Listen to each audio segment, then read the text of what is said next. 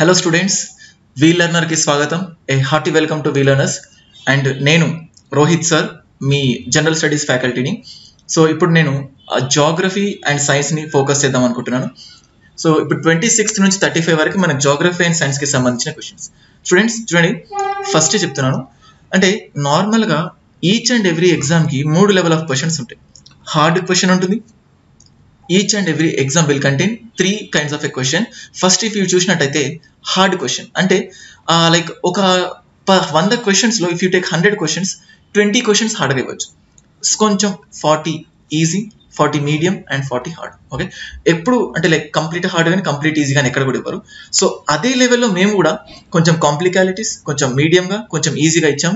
ఇది మీకు మార్కులు తక్కువ రావాలి కానీ లేకపోతే అట్లా అని కాదు, ఒక కైండ్ ఆఫ్ ఎంకరేజ్మెంట్. ఎగ్జామ్లో ఎలాంటి క్వశ్చన్స్ ఇస్తున్నారు, మనం అన్నిటికీ కూడా సిద్ధంగా ఉంచాలి అనే ఇంటెన్షన్ తోటి ఇదంతా తీసుకురావడం జరిగింది. నెక్స్ట్, సో 26 నుంచి చూద్దాం. ఫస్ట్ ఆఫ్ ఆల్ మనకి ఇచ్చిన క్వశ్చన్ ఏంటంటే రివర్స్ సీక్వెన్స్ అడిగారు. అంటే ఎక్కడి నుంచి అంటే డిసెండింగ్ ఆర్డర్. మనం చిన్నప్పుడు ఎప్పుడో చూసాం డిసెండింగ్ ఆర్డర్, ఇంక్రీజింగ్ ఆర్డర్. అయినా కానీ ఇటువంటి మనం ఎప్పటికీ చాలాసార్లు ఎగ్జామ్లో కన్ఫ్యూజ్ అవుతూనే ఉంటాం. డిసెండింగ్ ఆర్డర్ అంటే ఏంటంటే డిక్రీజింగ్ ఆర్డర్, అసెండింగ్ ఆర్డర్ అంటే ఇంక్రీజింగ్. అంటే చూడండి, ఫస్ట్ ఆఫ్ ఆల్ డిసెండింగ్ అంటే స్టార్టింగ్లో ఇంక్రీజ్ ఉంటుంది, లాస్ట్కి వచ్చేసరికి ఏమవుతుందంటే డిక్రీజ్ అవుతూనే ఉంటుంది. మనం గోదావరి గురించి చూసినట్టయితే ఇప్పుడు మొత్తం 2 రకాల రివర్స్ ఉంటాయి.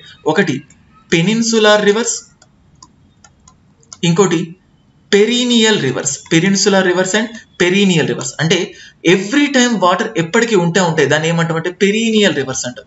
కేవలం సీజనల్ నేచర్, అంటే వర్షాకాలంలో ఎక్కువ రావడం, తర్వాత తగ్గిపోవడం లాంటివి జరుగుతూ ఉంటుంది. సో ఈ పెనిన్సులార్ రివర్స్ గురించి మనకు ఎక్కువగా మెయిన్గా క్వశ్చన్ ఇచ్చారు. సో చూసినట్టయితే first Godavari, next Mahanadi, next Narmada, తర్వాత తాపి. సౌత్ ఇండియాలో పెనిన్సులార్ రివర్స్లో గోదావరి దక్షిణ గంగా లాగా ఫేమస్ ఉంటుంది. దక్షిణ గంగా అంటే గంగా గురించి మీరు విన్నట్టు చాలా లార్జెస్ట్ బేసిన్ ఉంటుంది. అలాగే గంగా నది లాంటి క్యారెక్టరిస్టిక్స్ ఉన్న నది ఏది సౌత్ ఇండియాలో అంటే గోదావరి, దాన్ని పెనిన్సులార్ రివర్స్. సో ఇంక్రీజింగ్ ఆర్డర్లో చూసినట్టయితే first Godavari, next Mahanadi, next Narmada, next Tapi. So ఇది ఇక్కడ మనం ఫోకస్ చేయాల్సింది ఏంటంటే పెనిన్సులార్ రివర్స్ అంటే ఏంటి, పెరినియల్ రివర్స్ అంటే ఏంటి, సో అవి ఎక్కడెక్కడ ఉన్నాయి, వాటి ట్రిబ్యూటరీస్ ఏంటి, అవి ఎందులో పెద్దగా ఉన్నాయి, decreasing order and increasing order. So next question చూసినట్టయితే 27th. ఇప్పుడు primary effects, which are the primary effects of the earthquakes. చూడండి, primary effects of the earthquake. ఇక్కడ మనకి ఇచ్చిన క్వశ్చన్ ఏంటంటే ఎఫెక్ట్స్. ఎర్త్క్వేక్స్ గురించి చూసినట్టయితే మనం ఫస్ట్ ఆఫ్ ఆల్ ఎక్కడైతే ఇప్పుడు ఎర్త్ అనుకో, ఎర్త్ మధ్యలో సర్టెన్ ప్లేస్లో ఎర్త్క్వేక్ అనేది ఎమర్జ్ అవుతూ ఉంటుంది. ఎక్కడైతే ఎర్త్క్వేక్ స్టార్ట్ అవుతుందో దీన్ని మనం ఫోకస్ అంటాం. ఎక్కడ ఎర్త్క్వేక్ స్టార్ట్ అవుతుంది, లేదా దీనికి ఇంకో నేమ్ ఏంటంటే హైపో సెంటర్ అంటాం.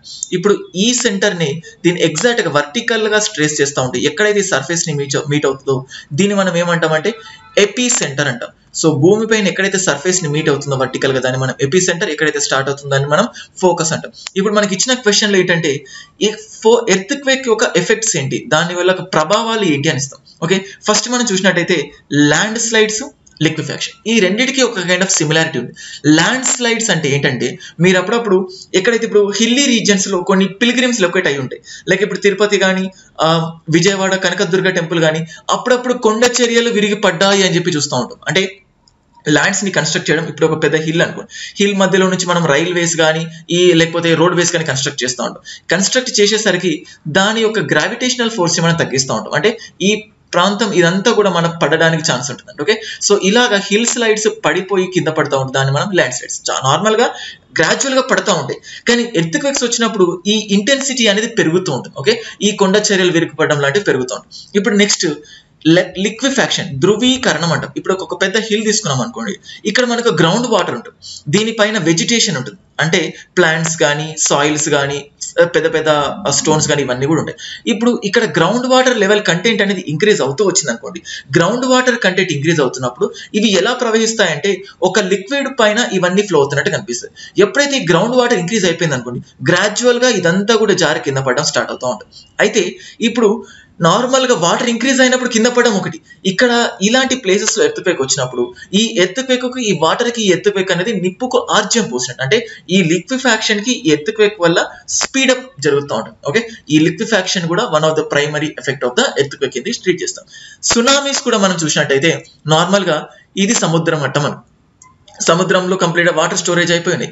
ఇప్పుడు ఈ లెవెల్ కాస్త ఎర్త్క్వేక్ వల్ల తలకిందులుగా రావడానికి ఛాన్స్ ఉంటుంది. అంటే ఇది పైకి మోతుంది, ఇది కిందకి మోతుంది. అంటే ఇప్పుడు ఎలా అంటే ఫర్ సపోజ్ ఒక పెద్ద వాటర్ ట్యాంక్ తీసుకొని ఈ వాటర్ ట్యాంక్ లో ఒక పెద్ద ఐస్ బర్గ్ వేస్తున్నాం అనుకోండి.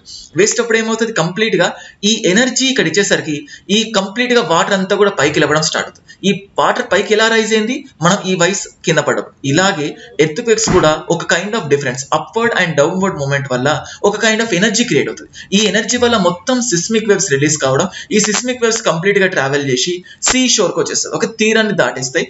ఆ తీరంలో ఈ ఇంటెన్సిటీ అనేది పెరుగుతుంది. సో అది సునామీ. మీరు 2004 లో చూసినట్టయితే ఈ ఇండియన్ ఓషన్ లో జరిగిన సునామీ వల్ల కంప్లీట్ గా వాటర్ అనేది రైజ్ కావడం, ఇవన్నీ కూడా మనం చూసాం. సో ఇక్కడ ఏంటి, ఈ ఆప్షన్స్ లో కంప్లీట్ గా 3 options D1, 2, 3 and 2 landslides, liquefactions and tsunamis, ఇవన్నీ కూడా కరెక్ట్.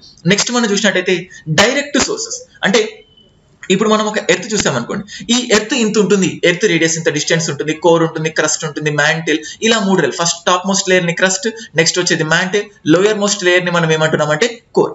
అయితే సార్ ఇంత డిస్టెన్స్ ఉంటుందా, ఎవరైనా వెళ్ళి చూసారా అంటే ఈ డిస్టెన్స్ గురించి మనకి ఎక్కువగా తెలియదు, కానీ ఇండైరెక్ట్ సోర్సెస్ ద్వారా మనకు తెలుస్తూ ఉంటుంది. ఫర్ సపోజ్ ఇప్పుడు మనం ఒక ల్యాండ్కి వెళ్ళాం, ఇక్కడ నుంచి ఇక్కడ వరకు డెప్త్ ఇంక్రీజ్ అవుతున్న కొద్ది టెంపరేచర్ అంతా కూడా ఇంక్రీజ్ అవుతాం. అంటే ఫర్ ఎగ్జాంపుల్ నంబర్ సిరీస్ చూస్తాం 2, 3, 4, నెక్స్ట్ వచ్చేసరికి ఆటోమేటికల్ గా 5 అని చెప్తాం. అలాగే టెంపరేచర్ గ్రాడ్యువల్ గా డెప్త్ ఇంక్రీజ్ అవుతున్నా కొద్ది, డెప్త్ డిక్రీజ్ అవుతుంది, అంటే టువర్డ్స్ ద సెంటర్ వెళ్తున్నా కొద్ది టెంపరేచర్ గ్రాడ్యువల్ గా ఇంక్రీజ్ అవుతా ఉంటుంది. సో ఇలాగా వాళ్ళు ఇన్ఫర్ చేసుకొని టెంపరేచర్ ఎట్లా ఇంక్రీజ్ అవుతుంది, ఎట్లా డిక్రీజ్ అవుతుంది అని చెప్పి చూసారు.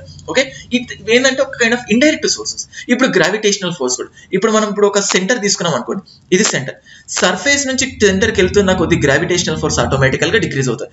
సెంటర్ ఆఫ్ ఎర్త్ లో గ్రావిటేషనల్ ఫోర్స్ కంప్లీట్ గా 0 అయిపోతుంది. అంటే దీన్ని ఎలా చూస్తున్నాం, ఇది ఒక ఇండైరెక్ట్ సోర్స్ ద్వారా మనకు తెలిసిపోయింది.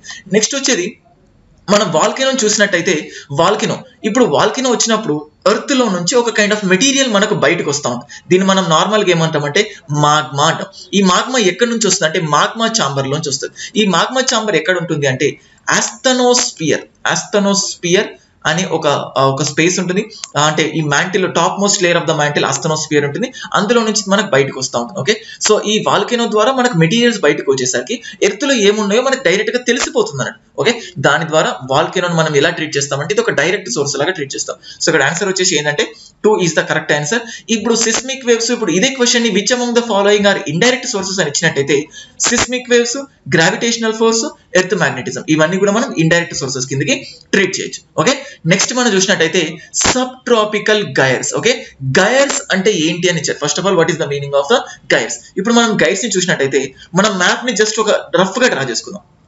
ఓకే, ఇప్పుడు ఇక్కడ మనం రష్యా గాని చైనా, ఇది ఏషియా, ఇది మొత్తం మనం ఏషియా లాగా ట్రీట్ చేస్తున్నాం, ఇది మనం ఆస్ట్రేలియా లాగా ట్రీట్ చేస్తున్నాం. So we are taking this as Australia. ఇప్పుడు మనం ఇటు సైడ్ చూసినట్టయితే ఇది నార్త్ అమెరికా ఉంటుంది, ఇది సౌత్ అమెరికా ఉంటుంది. Okay, so if this is equator, ఇప్పుడు మనము ఓషానిక్ కరెంట్స్ అంటాం, అంటే సముద్రాలలో కరెంట్స్ ని మూవ్మెంట్ ని మనం కరెంట్ అంటాం. ఇప్పుడు దీన్ని ఏమంటామంటే నార్త్ ఈక్వెటోరియల్ కరెంట్ అంటాం. ఇప్పుడు సౌత్ నుంచి వెళ్తున్నది కాబట్టి దీన్ని మనం ఏమంటామంటే సౌత్ ఈక్వెటోరియల్ కరెంట్ అంటాం. ఈ నార్త్ ఈక్వెటోరియల్ కరెంట్ ఇలా ట్రావెల్ చేసి ఇక్కడ ల్యాండ్ ఫామ్ ని మీట్ అయిపోయిన తర్వాత ఇది మెల్లిగా డివైడ్ కావడం స్టార్ట్ అవుతుంది. దీన్ని మనం ఏమంటామంటే కురోషియో కరెంట్ అంటాం. ఓకే, ఇప్పుడు నార్త్ సైడ్ ఏమవుతుందంటే ఇది కంప్లీట్ గా నార్త్ పెసిఫిక్ కరెంట్ అంటాం. నార్త్ పెసిఫిక్ కరెంట్ ఇక్కడికి వచ్చిన తర్వాత ఏమవుతుంది, మళ్ళీ డౌన్వర్డ్ షిఫ్ట్ అవుతుంది. ఓకే, సో ఇక్కడ ఏమవుతుందంటే దీన్ని మనం కాలిఫోర్నియా కరెంట్ అంటాం. ఇలాగా మనకు సముద్రాలలో హాట్ కరెంట్ అనేది ఉంటుంది, hot current and cold current, hot current లేదా వామ్ కరెంట్ అని కూడా అంటాం. సో ఇలాగ 2 కైండ్ ఆఫ్ కరెంట్స్ ఉంటాయి, hot or warm current. Okay, ఇప్పుడు చూసినట్టయితే ఇప్పుడు కంప్లీట్ గా ఎలా ఉంటుందంటే ల్యాండ్ ఫామ్ ఒక కైండ్ ఆఫ్ సర్కిల్ ఫామ్ అవుతా ఉంటుంది. సో సముద్రం, ఈ తీరం, ఈ పైన సర్ఫేస్ అంతా కూడా కంప్లీట్ సర్కిల్ ఫామ్ అవుతాయి. ఈ సర్కిల్స్ ని మనం ఏమంటున్నాం అంటే గైర్స్ అంటాం. ఈ గైర్స్ కి డిఫరెంట్ ప్లేసెస్ లో ఒక్కొక్క గైర్ అంటాం. అలాగే మనం ఇక్కడ టర్టైల్ గైర్ అని చెప్పి ఒక ఫేమస్ ఉంది. ఇది ఎక్కడ ఉంటుందంటే నార్త్ పెసిఫిక్ ప్లేస్ లో టర్టైల్ గైర్ అంటాం. Okay, so turtle gyre, first of all ఇక్కడ గైర్ అంటే ఏంటి, సో గైర్స్ ఎట్లా ఫామ్ అవుతుంది, కరెంట్స్ ఎన్ని రకాలు, hot current, cold current. So వీటిని ఎట్లా క్లాసిఫై చేస్తాం, ఇది మనం స్టడీ అంటే కాన్సెప్ట్ ఇన్ డెప్త్ వెళ్తున్న కొద్దీ మనం ఈ కరెంట్స్ గురించి మనం చూస్తూ ఉంటాం. ఇక్కడ మనకి ఎగ్జామ్ లో క్వశ్చన్ ఇచ్చింది ఏంటంటే టర్టైల్ గైర్ అంటే ఏంటని ఇచ్చారు. ఓకే, నెక్స్ట్ మనం చూసినట్టయితే ప్లానెట్స్. సో ప్లానెట్స్ కి శాటిలైట్స్ ఉంటాయి, ఒక్కొక్క ప్లానెట్ కి నంబర్ ఆఫ్ శాటిలైట్స్ ఉంటాయి. అసలు కొన్ని ప్లానెట్స్ కి శాటిలైట్స్ ఉంటాయి, ఇంకొన్ని ప్లానెట్స్ కి శాటిలైట్స్ అనేవి ఉండదు. ఇప్పుడు మనం సన్ నుంచి చూసినట్టయితే Mercury, Venus, Earth, Mars, Jupiter, Saturn, Uranus, Neptune, ఇదంతా ఫాలో.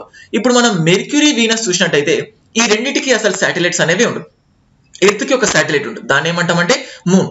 అంటే ద శాటిలైట్ కి డెఫినేషన్ ఏంటంటే ఒక బాడీ ఉంటుంది, ఈ బాడీ చుట్టూ ఇంకొక బాడీ తిరుగుతూ ఉంటే దాన్ని మనం శాటిలైట్ అంటాం. సో ఏంటంటే సెలెస్టియల్ బాడీస్ అంటే అవుటర్ స్పేస్ ఏదైతే ఉంటుందో ఎర్త్, వీనస్, ప్లానెట్స్, శాటిలైట్స్ లేకపోతే స్టార్స్ ఇవన్నీ కూడా అవుటర్ స్పేస్. ఒక ఆబ్జెక్ట్ చుట్టూ ఇంకొక ఆబ్జెక్ట్ తిరుగుతూ ఉంటే దాన్ని మనం శాటిలైట్స్ అంటాం. ఆర్టిఫిషియల్ గా ప్రిపేర్ చేస్తే ఆర్టిఫిషియల్ శాటిలైట్స్ అంటాం. ఓకే, ఇప్పుడు మనం ఇక్కడ సన్, సెంటర్ లో సన్ ఉంది, సన్ చుట్టూ ఎర్త్ తిరుగుతూ ఉంటుంది. సో దీన్ని ఏమంటాం? Earth is the satellite of the sun. ఇప్పుడు ఎర్త్ చుట్టూ మూన్ కూడా తిరుగుతూ ఉంటుంది. So moon is the satellite of sun. అట్లాగా మనం మార్స్ చూసినట్టయితే మార్స్ కి రెండు ఇంపార్టెంట్ శాటిలైట్స్ ఉంటాయి. అవి ఏంటి అంటే ఫోబోస్ అండ్ డెమోస్. ఈ రెండు కూడా మార్స్ కి సంబంధించిన శాటిలైట్స్. ఓకే, నెక్స్ట్ ఇప్పుడు జూపిటర్ చూసినట్టయితే ఎక్కువ శాటిలైట్స్ ఉన్నది దేనికి అంటే జూపిటర్ కి 69 శాటిలైట్స్ ఉంటాయి, సాటర్న్ కి 62 శాటిలైట్స్, యురేనస్ కి 27 శాటిలైట్స్, నెప్ట్యూన్ కి 14 satellites. So increasing order of the satellites, decreasing order of the satellites, దేనికి ఎక్కువ ఉన్నాయి, దేనికి తక్కువ ఉంది, దేనికి లేవు అని ఇస్తారు. సో ఇక్కడ మనకి ఆన్సర్ వచ్చేసి మెర్క్యూరీ, వీనస్ కి శాటిలైట్స్ లేవు. So 1 and 2 is the answer. Okay, so next RDX is a chemical compound. అంటే RDX గురించి మనం ఎప్పుడు కూడా వాడుకలో చూస్తూ ఉంటాం. RDX అంటే బాంబ్ కి సంబంధించింది. సో దీని వల్ల ఏమవుతుంది? ఎక్స్ప్లోజన్. సో ఆన్సర్ ఏంటి? It leads to the explosion. Okay, next ఇది ఒక ఇంపార్టెంట్ ఫ్యాక్ట్ అండి. As a vegetable preservative polyurethanes foam is used. Polyurethane foams vegetable preservatives లాగా మనం వాడుతూ ఉంటాం. It's direct answer urethanes. Answer is the D. Next మనం చూసినట్టయితే next chemistry is a branch of science which can be used for providing the services to the mankind. ఇది obvious, ఇది normal common question అండి. అందరికి mankind మొత్తానికి కూడా services కి chemistry చాలా చాలా యూజ్ అవుతూ ఉంటాం. మనం రస్టింగ్ గురించి చూస్తూ ఉంటాం, రస్టింగ్ గురించి స్టడీ చేస్తూ ఉంటాం. అలాగే మన బాడీలో కూడా నంబర్ ఆఫ్ కెమికల్ యాక్టివిటీస్ జరుగుతూ ఉంటాయి, మెటబాలిజం అని చెప్పి మనం చూసాం. సో ఇక్కడ ఆన్సర్ ఏంటంటే ట్రూ. సో ఇది చాలా చాలా ఈజీగా మనం ఎలిమినేట్ చేయగలుగుతామంటే ఫాల్స్ ఏంటి, మేబీ, స్ట్రాంగ్లీ నాట్స్ ఇవన్నీ కూడా పార్షియల్ గా ఇచ్చారు. సో ఆన్సర్ ఏంటి? True. Chemistry is a branch of a science, చాలా చాలా బెనిఫిట్ అవుతా ఉంటుందని చెప్పి మనకి ఇది ఇక్కడ మనం చూస్తాం. నెక్స్ట్ 35th క్వశ్చన్ అంటే లైక్ ఇప్పుడు 34th క్వశ్చన్ అండి, sorry. Next what are the biochemical compounds? Biochemical compounds అంటే ఏంటి? సో ఫస్ట్ ఆఫ్ ఆల్ ఇక్కడ మనం చూసింది బయోకెమికల్ కంపౌండ్స్ అంటే ఏదైనా ఒక లివింగ్ ఆర్గానిజం, ఓకే, బ్రతికే ఆర్గానిజమ్స్ లో కార్బన్ కంటెంట్ ఉంటే, so which contains the carbon compound, they are called as biochemical compounds. ఇక్కడ మనం చూసినట్టయితే స్కిన్ ట్రీట్మెంట్స్ లో, ఫుడ్ ప్రిజర్వేటివ్స్ లో, కుకింగ్ ఆయిల్స్, ఇంకా చాలా థింగ్స్ లో ఈ బయోకెమికల్ కంపౌండ్స్ అనేవి యూజ్ చేస్తాం. So it's a direct answer all the above. Skin treatments, food preservatives, cooking oils లో మనం బయోకెమికల్ కంపౌండ్స్ ని మనం యూజ్ చేస్తూ ఉంటాం. నెక్స్ట్ లాస్ట్ ఏంటంటే 35. సో టీత్స్ అనేది, టీత్స్ లో రెండు రకాలుగా డెవలప్ అవుతాయి హ్యూమన్ బీయింగ్స్ లో. ఓకే, సో ఎప్పుడు అంటే మిల్క్ టీత్స్ పుట్టిన తర్వాత ఒక 7-8 years తర్వాత స్టార్ట్ అవుతాయి. సో దీని ఏమంటామంటే మిల్క్ టీత్స్ అంటాం. వీటిని మనం ఏమంటామంటే మిల్క్ టీత్స్ అంటాం. ఓకే, నెక్స్ట్ వచ్చేది ఏంటి అంటే next will be the permanent teeths. Milk teeths, permanent teeths. Okay, 8 to 9 months తర్వాత మనకు మిల్క్ టీత్ స్టార్ట్ అవుతాయి. సో 8 to 9 years తర్వాత మిల్క్ టీత్స్ మెల్లిగా గ్రో అంటే వెళ్ళిపోవడం స్టార్ట్ అవుతాయి. తర్వాత మనకు మెల్లిగా గ్రో అయ్యేది ఏంటంటే పర్మనెంట్ టీత్స్. చూడండి, గుర్తుపెట్టుకోండి, ఒకేసారి మిల్క్ టీత్ స్టార్ట్ గా, ఒకేసారి మిల్క్ టీత్స్ ఎండుకో, ఒకేసారి పర్మనెంట్ టీత్ స్టార్ట్ గా, ఒకేసారి ఎండుకో, మెల్లిమెల్లిగా స్టార్ట్ అవుతుంది, మెల్లిమెల్లిగా ఎండ్ అవుతుంది. సో ఎప్పుడు స్టార్ట్ అవుతుంది అంటే 8 to 9 months తర్వాత స్టార్ట్ అవుతుంది. ఎప్పుడు పోవడం స్టార్ట్ అవుతుంది అంటే 8 to 9 years తర్వాత వ్యారీ అవుతుంది. మళ్ళీ ఇంకోటి పర్సన్ కి బట్టి ఇది వ్యారీ అవుతా ఉంటుంది. అయితే మిల్క్ టీత్స్ ఎన్ని, పర్మనెంట్ టీత్స్ ఎన్ని అని ఇస్తారు. సో నార్మల్ గా అందరికీ తెలిసింది ఏంటంటే మిల్క్ టీత్స్ 20 ఉంటాయి, పర్మనెంట్ టీత్స్ 20 ఉంటాయి. కానీ వీటి సెటప్ గురించి చాలా మందికి తెలియదు. చూసినట్టయితే లాస్ట్ 2 టీత్స్ ఉంటాయి, వీటిని మనం ఏమంటామంటే మోలార్స్ అంటాం. నెక్స్ట్ ఇక్కడ వచ్చేది ఏంటంటే ప్రీ మోలార్స్ అంటాం. నెక్స్ట్ వచ్చే వాటిని ఏమంటామంటే క్యానైన్స్ అంటాం. నెక్స్ట్ వచ్చేది ఇన్సీజర్స్. ఇప్పుడు మిల్క్ టీత్స్ పుట్టిన వాళ్ళలో చూసినట్టయితే వాళ్ళకు 4 మోలార్స్ ఉంటాయి. ఓకే, ప్రీమోలార్స్ కంప్లీట్ గా 0. నెక్స్ట్ వచ్చేది క్యానైన్స్, ఇవి ఒక 2 ఉంటాయి. నెక్స్ట్ వచ్చేది ఇన్సీజర్స్. సో మొత్తం ఎన్ని అయినాయి? 10. కింద 10, పైన 10, completely equal to 20 milk teeths. So ఇక్కడ మనం చూసేది ఏంటంటే ప్రీమోలార్స్ అనేవి పిల్లల్లో ఉండవు. సో చూడండి, ఇక్కడ మోలార్స్, ఇది ప్రీమోలార్స్, నెక్స్ట్ క్యానైన్స్, తర్వాత ఇన్సీజర్స్. ఇప్పుడు ఇదే అడల్ట్స్ లో చూసాం అనుకోండి ఇప్పుడు వీళ్ళకి మోలార్స్ ఎన్ని ఉంటాయంటే 6 ఉంటాయి, ప్రీమోలార్స్ ఎన్ని ఉంటాయంటే 4 ఉంటాయి. ఓకే, నెక్స్ట్ క్యానైన్స్ 2, ఇన్సీజర్స్ 4, మొత్తం ఎంత? 16 into 2 32. సో ఇలాగ 13 సెటప్ ఉంటాయి. ఇప్పుడు మనం అడల్ట్స్ లో సెటప్ చూసినట్టయితే లాస్ట్ మోలార్స్, నెక్స్ట్ ఇక్కడ 3 మోలార్స్ ఉంటాయి. ఓకే, ప్రీమోలార్స్ ఇక్కడ 2 ఉంటాయి అండ్ ఇక్కడ 2 ప్రీమోలార్స్. నెక్స్ట్ ఏంటి క్యానైన్స్, ఇక్కడ 2 క్యానైన్స్, ఇక్కడ 2 క్యానైన్స్. నెక్స్ట్ ఇన్సిజర్స్ 1 2 3 4 కంప్లీట్ గా ఎన్ని ఉన్నాయి 16. సో కింద 16 అండ్ పైన 16 కంప్లీట్ గా 32. ఓకే, సో జ్ఞాన దంతాలు అని చెప్పి వినే ఉంటారు. విజ్డమ్ టీత్స్, విజ్డమ్ టీత్స్ ఎక్కడ ఉంటాయంటే ఈ లాస్ట్ ఇక్కడ విజ్డమ్ టీత్ వస్తుంది, ఇక్కడ విజ్డమ్ టీత్ అంటే కింద లోవర్ జాలో 2 విజ్డమ్ టీత్స్ వస్తాయి, అప్పర్ జాలో 2 విజ్డమ్ టీత్స్ అంటే కంప్లీట్ గా ఎన్ని విజ్డమ్ టీత్స్ 4 విజ్డమ్ టీత్స్, కింద 2 అండ్ పైన 2. ఓకే, మోలార్స్ ని మాత్రమే విజ్డమ్ టీత్స్ అంటాం. ఓకే, ఇప్పుడు ఇక్కడ క్యానైన్స్ చూసినట్టయితే హర్బీవోర్స్ అంటే మొక్కలు తినే యానిమల్స్ ఏవైతే ఉంటాయో వీటికి ఈ క్యానైన్స్ అనేవి ఉండవు. ఈ క్యానైన్స్ ప్లేస్ లో వాళ్ళకి ఏముంటుందంటే ఒక ఎంటీ స్పేస్ ఉంటుంది. ఆ ఎంటీ స్పేస్ ని మనం ఏమంటామంటే డయాస్టీమా అంటాం. ఓకే, సో మనం కాన్సెప్ట్ లో చూసినప్పుడు ఇవన్నీ కూడా స్టడీ చేస్తాం. ఇక్కడ మనకి ఆన్సర్స్ వచ్చేది ఏంటంటే ప్రీమోలార్స్. సో మిల్క్ టీత్స్ లో చూడనివి ఏంటంటే ప్రీమోలార్స్. ఓకే, 3 to 4 years అన్నారు, but it will variant. Exact గా 3 to 4 కాదు, 8 to 9 months తర్వాత స్టార్ట్ అవుతాయి. 8 to 9 months లోపు ఇవి మెల్లమెల్లిగా స్టార్ట్ అవుతాయి. కొందరికి ముందే వెళ్ళిపోతే, కొందరికి మెల్లిగా వెళ్ళిపోతాయి. ఓకే, సో దీంతో మన సెషన్ ఎండ్ చేస్తున్నాం. సో ఇలాగ geography things. And one more thing, V Learners subscribe చేసుకోవడం మాత్రం మర్చిపోకండి. టెస్ట్ సిరీస్ స్టార్ట్ చేసాం. ఇది మొదటి టెస్ట్ సిరీస్ కాబట్టి అన్ని దృష్టిలో పెట్టుకొని కొంచెం ఈజీ కొంచెం హార్డ్ గా ఇచ్చాం. సో మళ్ళీ ఇన్వాల్వ్ అవుతున్నా కొద్దీ డిఫికల్టీ లెవెల్స్ అండ్ మీలో అనలైటికల్ ఎబిలిటీని టెస్ట్ చేసే క్వశ్చన్స్ ని కూడా మేము ఇంక్రీజ్ చేస్తామని చెప్పి మీకు హామీ ఇస్తున్నాము. And one more thing, subscribe చేసుకోవడం మాత్రం మర్చిపోకండి. ఓకే, బాయ్ అండి. Signing off, this is Rohit.